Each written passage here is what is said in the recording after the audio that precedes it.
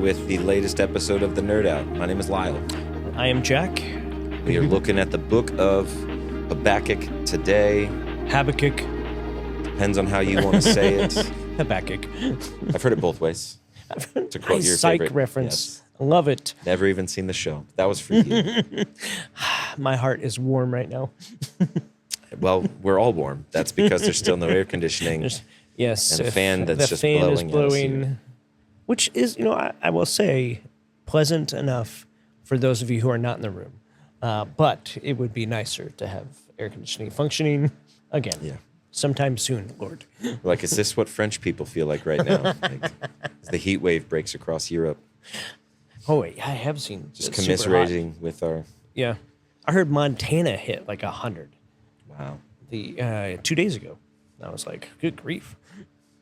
That's true, yeah. There's parts of the U.S., too, where they don't have... Because I know we did summer camps in San Diego a couple of years. That's how we met. It was when you were youth pastor at Cassis. And Yeah.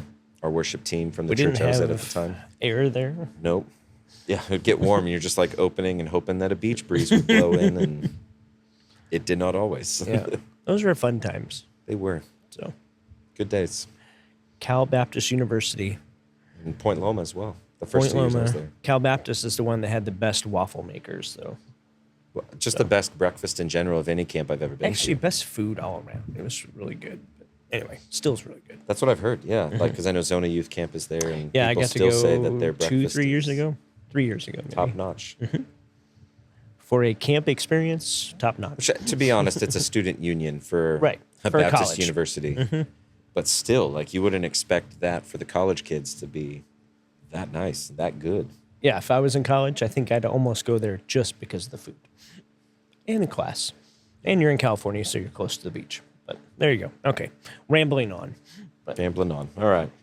Let's take a look at the Book of Habakkuk. We're coming up to the end of our Minor Prophet series. We're nearing the final stretch, I should say. yeah, we got your friend, our friend, coming down in a couple weeks. Yep. Landon McDonald, pastor up at Mission Church in Gilbert. You don't want to miss that. That'll be the The last last Sunday of in July. So 2 weekends. 26th, I think. Yeah, 26th. So he'll be down to take us through Haggai. Haggai. Yep. So, yeah, it's been good. It's been encouraging to hear the feedback from many of you of just how timely this has been. So I think for us, it's always cool just on the leadership side that you pray and you think things through and you try to kind of survey people and get an idea of where things are at and like what will serve people well, what do we need to do, and to see when, like you feel like you've listened to the Lord, you do something and then to see it land. It shouldn't surprise us. It doesn't necessarily surprise us. Yeah. But it is It's really encouraging. encouraging Yeah. on our just from our perspective to see how And God's speaking to you all through it. So It's been thanks fun. for letting us Like I know about that. know, you and I have taught maybe certain sermons out of passages. You did, I think we were just talking, you did Habakkuk series 5 years ago. Yeah. So we jokingly said, 30% of our people weren't even here. Yeah. And so it's been fun going back through a section, what you call it, the crunchy chapters. Crispy the pages of the Bible. crispy pages of the Bible that most people skip over or don't drill down into enough because maybe they don't know the historical context, which can get confusing if you don't study it enough. Where you lose sight that it's poetry. Yeah. And so because it's written as poetry, there's stuff that just doesn't make sense. Yeah. Yeah. So Habakkuk, let's get to some takeaways. And then we'll jump into, I know there's a bit that you said you didn't have time for Trimmed, that we could get yes, through. And yeah. then got just a couple questions, not too many today. Yep. So we'll see what happens here. We've got takeaways for you from Habakkuk. Number 1 says, bring your questions and complaints to God. He's not offended by them. Biblical faith is honest faith, not fake positivity. Takeaway number 2 says, God is sovereign over history and our personal stories. Even when circumstances seem out of control, God is directing things toward his purposes. Number 3 says, the righteous live by faith, not by sight. Faith means trusting God's character when we don't understand his ways. Number 4, worship is the anchor in the waiting room. We don't worship our circumstances. We worship our God. Our last takeaway says, God often does his best work in us during the waiting. The gap between promise and fulfillment isn't wasted time. Of course, that reminds me, I even mentioned it to you. It's a good summary. You didn't even use Andrew Murray, the famous quote from him of waiting. What does he say? Waiting on God ascribes to God the glory of being all to us. Mm-hmm. It's a famous one, a good one. First heard that when Louis Giglio shared that when we went and saw him at Catalyst West when he spoke there. Gosh, that was And then they brought Chris Tomlin out, Yep, and then Tomlin leads the song All to Us and debuts it, and I'm just like, this is one of my new favorite songs. It was just so good. That was 8 years ago? 9? Might have been 10. 13 years ago. Because that was right soon after I we met started. Anya. Really? Yeah. Man. Because we went to Passion. Okay, it was that many years ago. And we were, yes, it was 16 years ago. Dang it. Anytime you feel like you're younger. So maybe you weren't at that. And then you realize, Catalyst with me I then. think I was there. I feel like you were. I'm pretty sure I was. Anyway. I remember going to Cat West a few different times. But anyway, moving on. Sweet. Even when I was like, Habakkuk was 5 years ago. What? That Catalyst was 16 years ago. What? Cool. Now that we're old. All right. Let's get a couple questions, and then we'll talk about what you trimmed, and then we'll see if we have time for any more questions. Habakkuk, he brings his raw complaints, his questions directly to God, rather than walking away in disappointment. And this is a great question to start with. What prevents us from being that honest with God in our own waiting seasons? I don't know if it's a hesitancy because we feel like maybe we can't be raw and real with God, which I still think is somewhat of our image management. Like we're so bent in our culture of trying to manage our image that maybe we feel like we have to manage it before God, even though he sees us raw and real and knows everything about us and knows about our thought life that we don't even say out loud. And so I think there's a hesitation that maybe a sense of the unhealthy side of shame of like, I can't be raw or real with God, or a religious filter that says, hey, I've got to act like I have it more together than to be this. Or if I say too much, will God smite me, or will his punishment?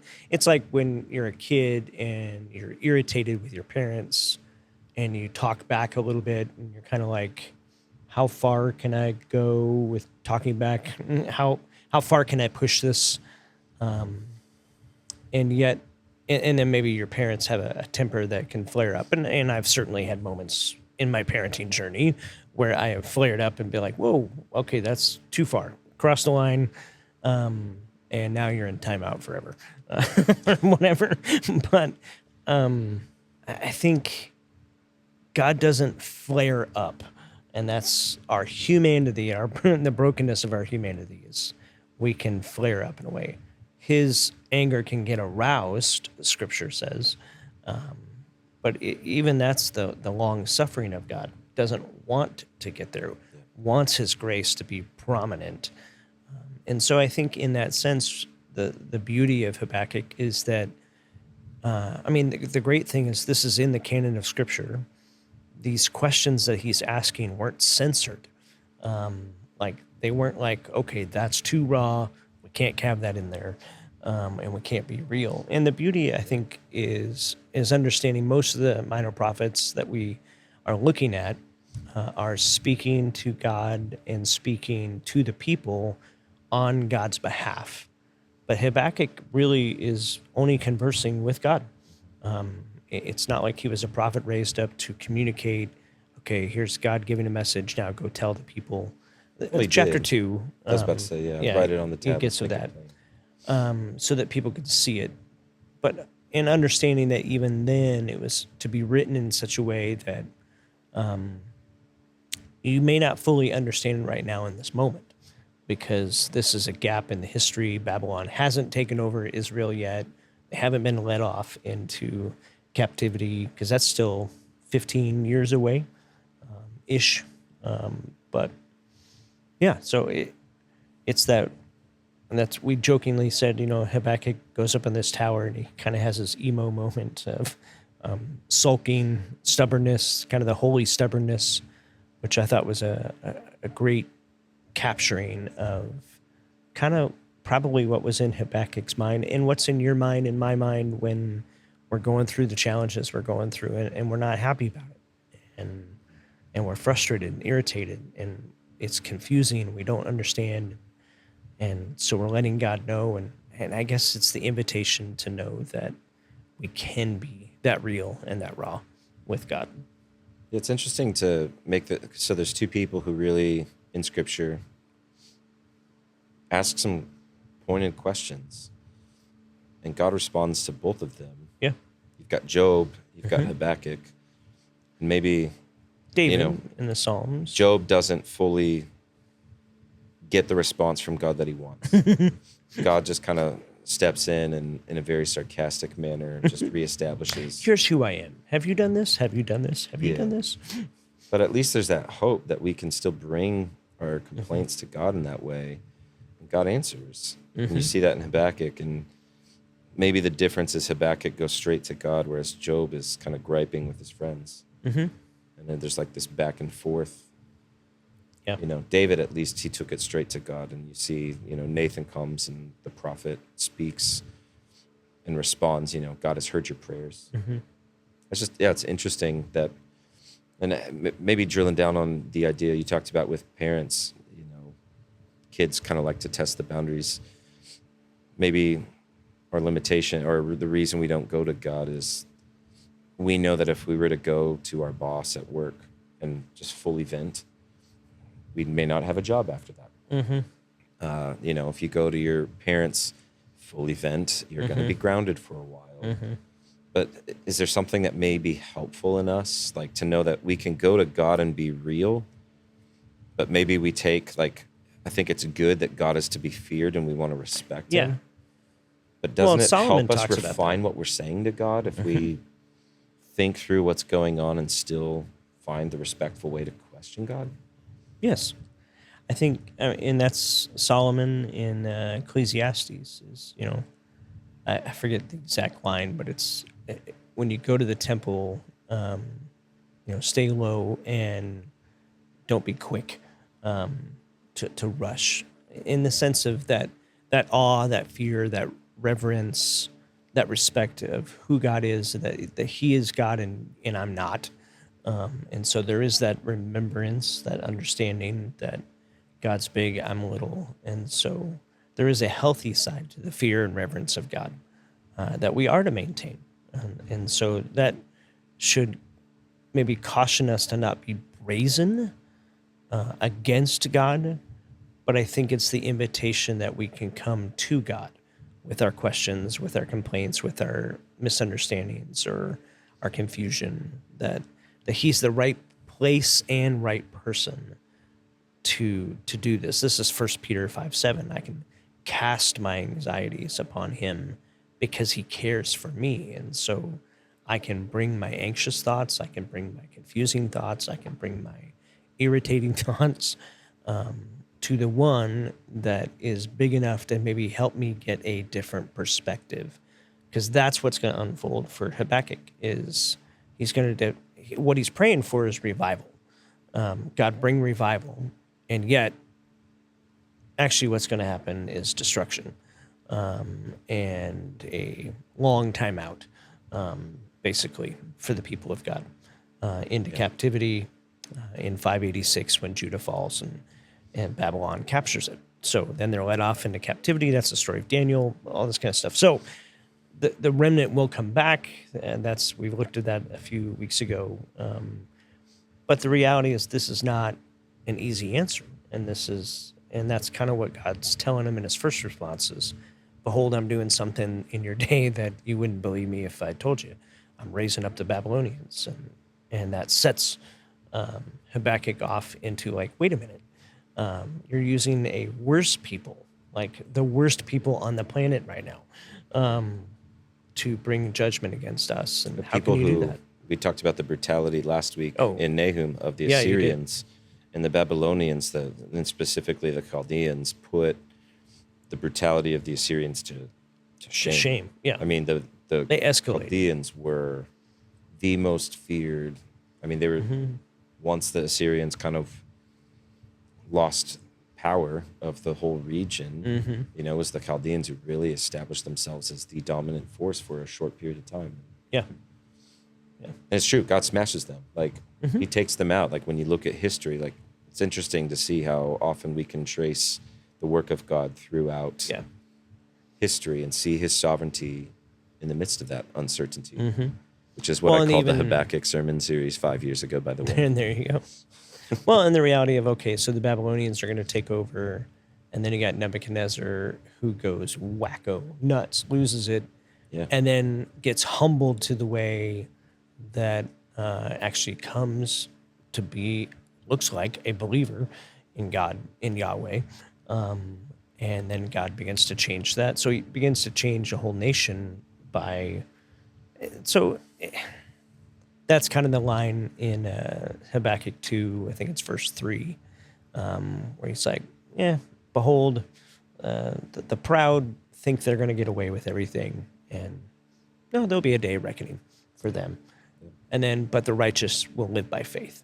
And that's the main crux of what Habakkuk gets to hear from God the second time, of like, okay, we're called to live by faith, which we didn't get a chance to camp on, so I don't know if we want to go there now. But I was about to ask about that. Here to live by faith was, so that line from Habakkuk 2:4 is called back in Galatians and Romans and Hebrews.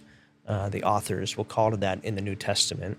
It's also what Martin Luther in 1515 is, so just a few years ago, reading and dealing with the legalism of the Catholic Church and his upbringing and all that kind of stuff, and realizing, hey, there's so much, looks like corruption and pollution of the gospel in a way.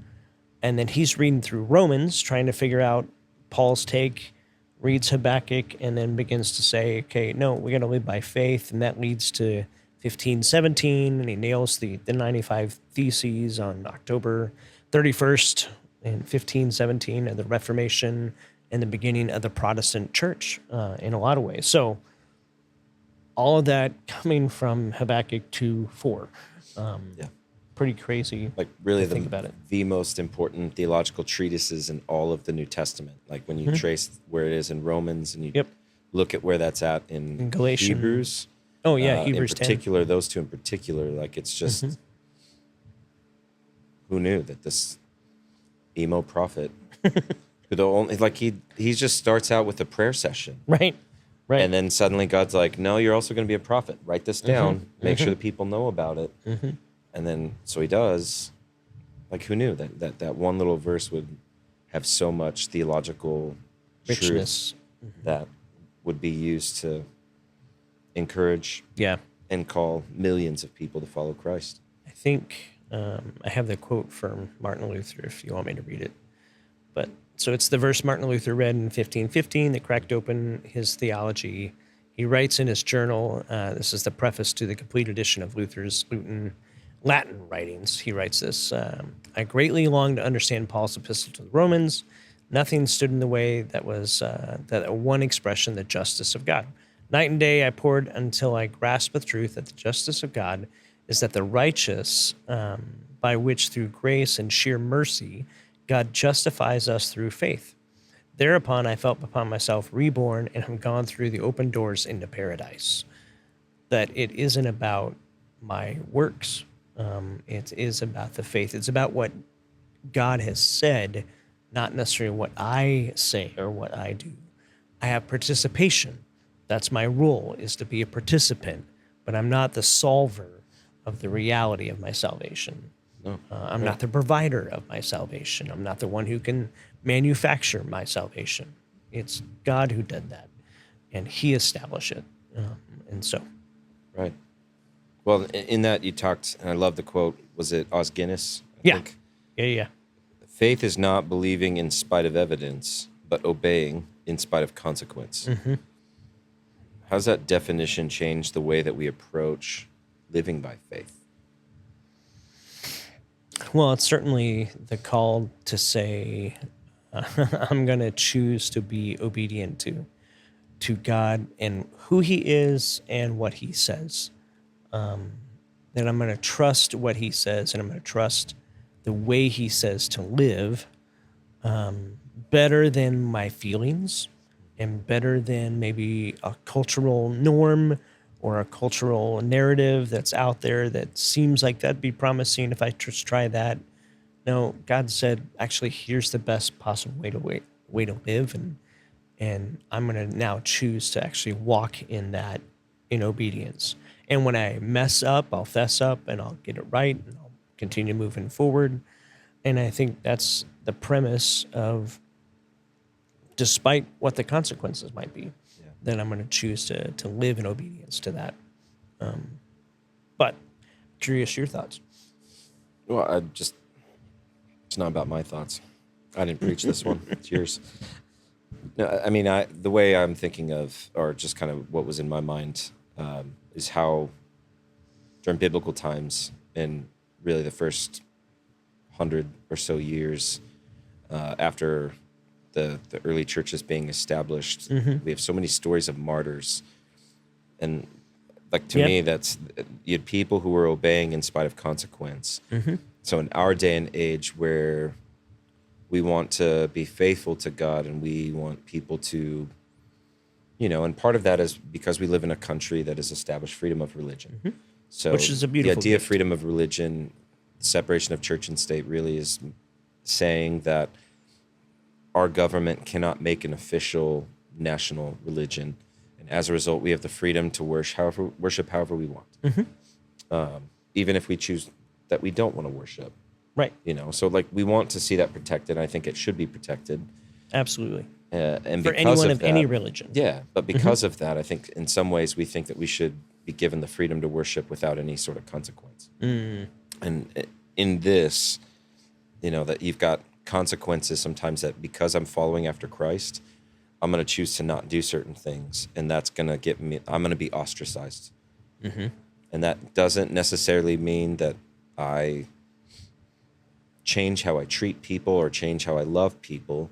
But there's certain things that Scripture calls sinful and certain things that God says we should, as Christians, not participate in. And sometimes there is consequence to that, whether that be relational consequences. Sometimes it can be job consequences. Or tension There's that arises. financial consequences of all of these things. And it's like that's where the faith is revealed, isn't it? Yeah. Yeah. Am Yeah, I tell willing to that trust to- God to those lengths? To Polycarp, who gives up his life as a martyr. And was he the one that was killed in the... So he's the one that when they came to get him, he served them refreshments. Yeah, that's right. And his captors were weeping at the kindness and love that he showed them as As they they led him had to to his take death. him off to the execution. And then he was going to be burned to death, only he doesn't burn in the fire. Shadrach, Meshach, and Abednego moment. So they have to Literally kill him. stab him, yes. And then there's some pretty graphic descriptions of that, about the amount of blood that flowed. But Yeah. that death spoke something to myriads of people. Yep. It's interesting to trace that. And you can actually read the epistle. I don't remember what they call it, but basically in the Apostolic Fathers, Polycarp, Yeah. the martyrdom of Polycarp. Is Yeah, if you just Google that. Polycarp, you'll be able to find quite a bit on him. I think there's a book called the Book of Martyrs. Fox's Book of Martyrs. That's what it is, Fox's Book of Martyrs. That I've skimmed. I haven't read the whole entire thing, but skimmed portions, and it's pretty, I think, faith building to see this. And it's actually, we ended the sermon with Corrie ten Boom's quote, who, if you don't know her, she wrote The Hiding Place, went through, they were hiding some of the Jews during the Holocaust movement. And I think she ends up spending some time in a concentration camp and she has a conversation in the book with her dad about, hey, I don't know if I have enough faith to withstand what I'm going to withstand. And her dad looks at her and she tells the story of, hey, when we get on a train, when do I give you your ticket? And she said, well, you give it to me right before we get on the train when she was a kid. And then you get on the train, you hand it to the conductor, and you're off and going. And he said, listen, God gives the grace that we need in the moment that we're in. He gives us the ticket. And if you need to be a martyr, he'll give you martyr's grace at the time of that. Persecution grace at the time of that. For some of you, perseverance grace at the time of where you're having to persevere through an ordeal, that whether it's a health scare or a health crisis in your family, whether it's a job loss, whether it's a different persevering scenario or season that you might be in, that God's going to pour in the grace. He'll give you the ticket for that grace that you need in the moment that you're in. You don't get it necessarily ahead of time. Dad didn't give Corey the ticket a week ahead of time because she might lose it. You get it right then. And I think that when you read the book, the Book of Martyrs, you see these people who have incredible courage that probably seems superhuman in some ways. At least it would be for me sitting here in suburbia of 2026 and realizing, I don't know if I could do that. But God poured in the grace that was needed in that moment. And he'll do that for the moments that I have to walk through. He'll do that for the moments you have to walk through, that you have to walk through, that we'll get the proportion amount of grace that we need for that season. Hence, the righteous will live by faith. Yeah. And I think we forget Ephesians 2:8 and 9 when it talks about it's by grace you've been saved through faith. Mm-hmm. This is not from yourselves, it's the gift of God. Right. Not by works so that no one can what's boast. The gift of God? We skip over. The gift of God is not grace. It's not salvation. It's faith. Mm-hmm. The gift that God gives his people is faith. Yep. And when we see that as the gift, of course, we would look back and be like, man, that's like supernatural. Yeah, it's meant to be. It's meant to point to the fact that it wasn't their human nature that enabled them to have that. It was walking in the Spirit, by the Spirit, through faith, that gave them the grace for the moment that they needed. Yeah. Big. It's big. This is my favorite book, by the way, in the Old Testament, Habakkuk. I love really the arc of the story. So you have a guy who goes from incredible internal tension and struggle and confusion and questions and complaints, and he's irritated. And he goes through and he gets a couple words from God, and one of them seems even confusing. One of them seems like unrealistic, like that can't happen, and yet God's going to make it happen. And then the second one is like, but I don't understand, because it's like this gap between, which we kind of talked about last night, but the idea of just maybe there's a time that this is not going to, fulfillment from when the promise is given and fulfillment is, there's a time gap, and that's going to play out, and he's probably not going to live long enough to see it. And so he's living in faith, but then he goes through this perspective change where God gets a hold of his heart again while he's in the Watchtower, while he's kind of camped out going, I'm waiting on God. God reforms his heart so that verse 2 of chapter 3, you really could turn into a prayer for you when you're in a deep need season and you're waiting on God. Just make verse 2 your prayer, personalize it. And then he gets to the verse 17 through 19 with like, okay, yet. And in fact, I don't know if it's Spurgeon or somebody that says yet is the 3-letter word that really sums up the entire book of Habakkuk. That yet I will choose to worship God. And so his whole perspective gets changed, which is, I know, part of the beauty of what I know you love about this book. Well, but isn't it like, this is really, it's interesting to see the legacy of David live on in Habakkuk, really. Yes. Because you brought that up earlier. You look at the Psalms that David wrote, the questions that he asked of God, and it's the same pattern that David brings a real, raw, honest prayer to God. Yeah. And in his Psalms of lament, they end with worship. Like, it brings him back to a place of worship, recognizing God is still worthy of my worship, regardless of my circumstances. Yep. So I'm going to choose to worship him even in the hard place, even in the difficult spot that I'm in, because he's still good and he's still worthy of that. Yeah. Like, just, it's huge.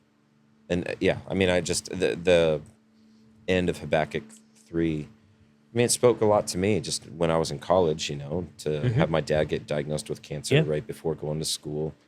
Then I ended up taking a year off during my sophomore year to care for my dad, at which, you know, during that part of the year, he passed away. And just dealing with the grief of that as I'm like entering my formative years of becoming a man, you know. But I shared this story because someone actually shared that verse in a devotional a couple weeks ago before service. But that kind of became the life verse of that season for me, that though the fig tree should not blossom nor fruit be on the vine, the produce of the olive fail and the fields yield no food, there be no herd in the stall, the flock be cut off from the fold, and there be no herd in the stalls. Yet I will rejoice in the God of my salvation. I like, there's one that's, I will joy in the God of my salvation, like a verb.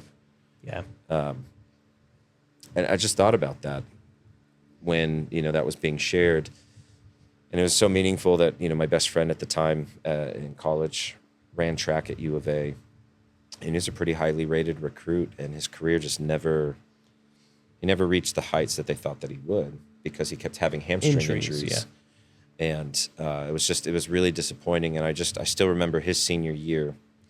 It's his last meet. He was trying to get fit to like have a good race. And I feel like he ran, but it still wasn't what he wanted it to be.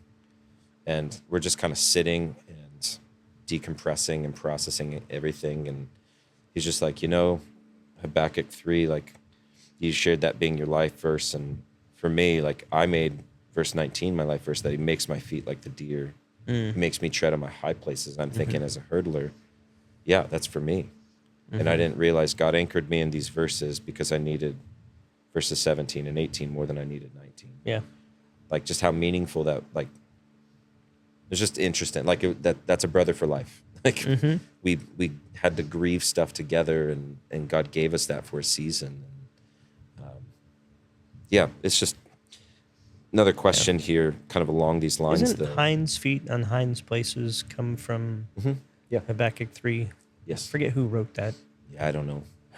Anyway, very famous old classic, hinds feet on hinds places, classic devotional type thing. But so you mentioned one line in there before we get to that.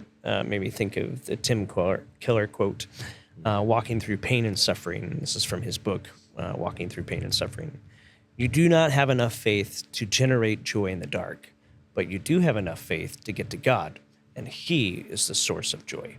And so I think it's that invitation that Habakkuk found and that we can find in our seasons of being stuck in the waiting room or seasons of difficulty or deep need is, okay, I can't generate joy in this moment, but I can have enough faith to get me to God, which is what Habakkuk did.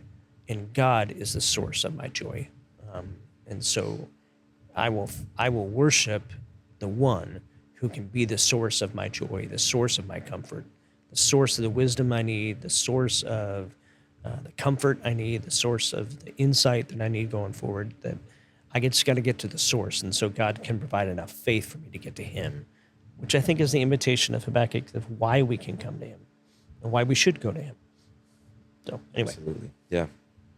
Well, I mean, in this we see, and what you'd said, that God would rather hear an honest complaint than a fake prayer. So where does that challenge maybe our understanding then of what acceptable prayer looks like to God?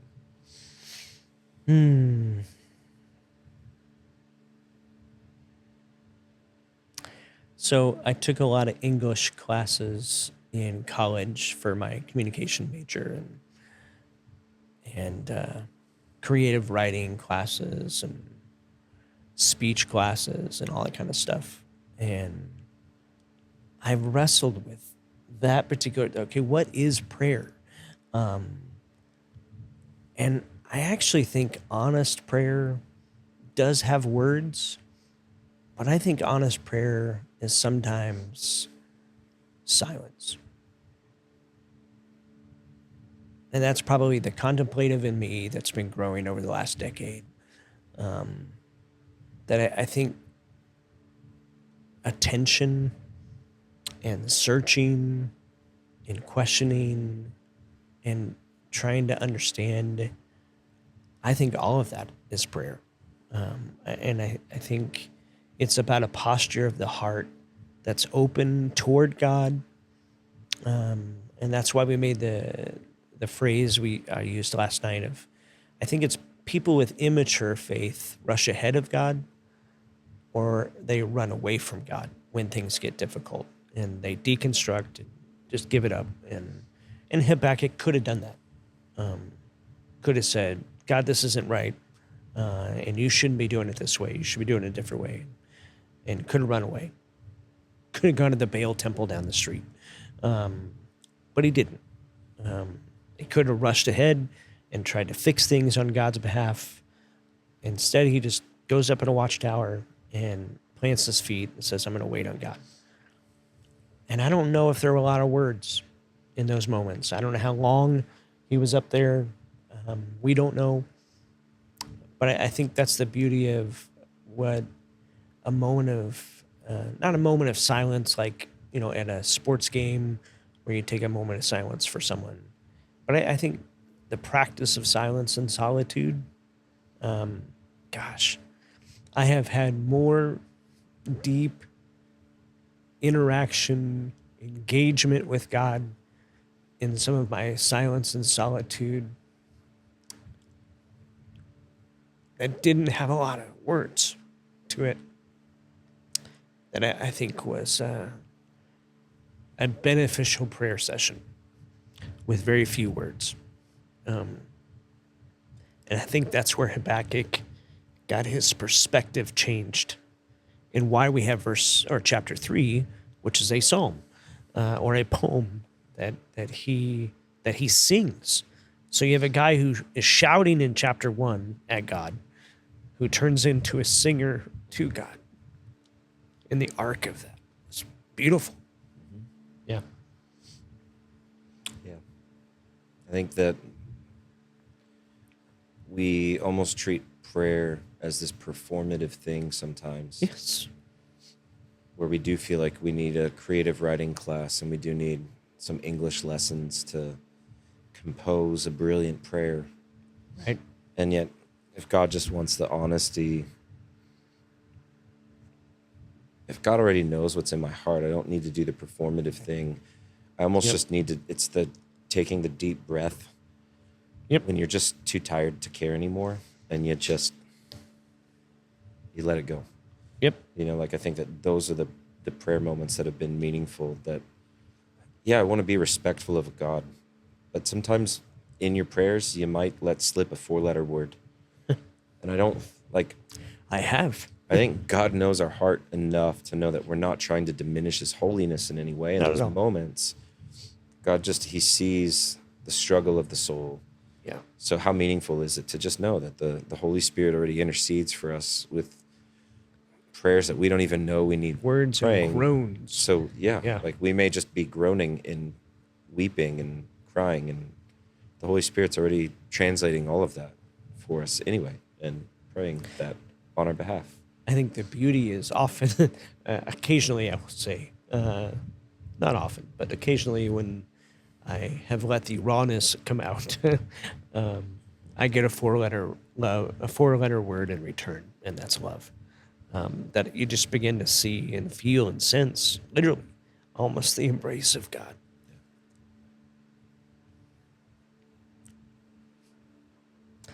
That's pretty cool. That's pretty cool when you have those moments. So may you have more of those moments in your life, especially when you're going through the deep end kind of pain in that season of what feels like confusion, and you don't know if you're going to get out of it. There's someone there with you in the midst of it. That's what Habakkuk learns. So, yeah. It feels like a timely message for our church that we've got families who are dealing with relational fallout. Yep. We've got people who are walking through divorce that they didn't ask for. We've got people who are Walking through job loss, health scares. yeah. I mean, it's been a season of uncertainty, Yeah. and you said this, that God changed Habakkuk long before he changed the circumstances. And so for those who might be in that season where they're hoping for the change of circumstances, and yet maybe God's trying to bring some change of heart, Yeah. like why do you think God often works this way? And what do you think he might be trying to develop in us in these waiting seasons? I've never been a steel worker. I'm a Steelers fan. And but the steel worker, when they're fashioning steel and it's like red hot, and they're pounding away at it, but they form it into some beautiful artistry and incredible work of art. And yet the process to get to that is like a beating. And yet the beauty of what you behold after the fact is an incredible thing. So sometimes the reality is to get to the beautiful expression of a deepened character with God or a deeper walk with God, it takes going through the pounding.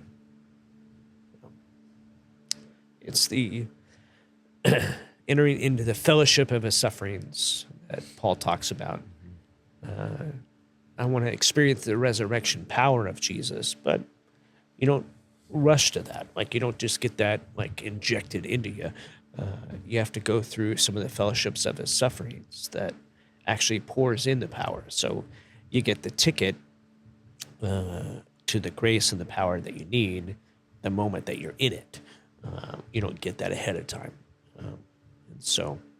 But it is the beauty after the fact that is worth going through the difficulties or the tensions and the stretching that's taking place. Yeah. So, and it's easy when you're in the midst of that, again, to want to rush ahead of God and solve it, fix it, find the shortcut, or to give up, run away, and say this is too hard. But you don't get to see the beauty of the artistry and the character development within your own soul and your own heart without waiting and going through the process. If you're in the process right now, may I just recommend press pause on this video and look up Bebo Norman, B-E-B-O. Such a good old Southern boy name. Bebo Norman. He has a song from the early 2000s, maybe even late 90s, called The Hammer Holds. Oh. And it is so good. That's all I'll say. Bebo Norman, The Hammer Holds. I'm going to Google it. You said that afterwards. Reminded me. So, yeah. Last question here, and then we'll do the application and wrap it up here. So, going back to Corrie ten Boom, you mentioned her story, but you quoted her at the end of the sermon. Said, "Never be afraid to trust an unknown future to a known God." Mm-hmm. Isn't that great What is line? it that we know about God's character that helps us trust him with unknown futures? I think we were talking, about this before we started recording, that sometimes we're encouraged, and I know you are too, when you see the work of God throughout history. And so you see the past historical workings of God through the life of Jesus, the early church, some of the martyrs of the faith, the leaders of the early church into the 3rd, 4th, 5th century. You get to Martin Luther, and you get to like modern day, like Billy Graham's, and things like that. And so you just go, gosh, God's been on the move and active throughout history for a long time, long before I got here, and he'll be at work long after I'm gone. And so I take solace and hope in that the reason I can trust my unknown moment of history to a known God is, A, he knows me.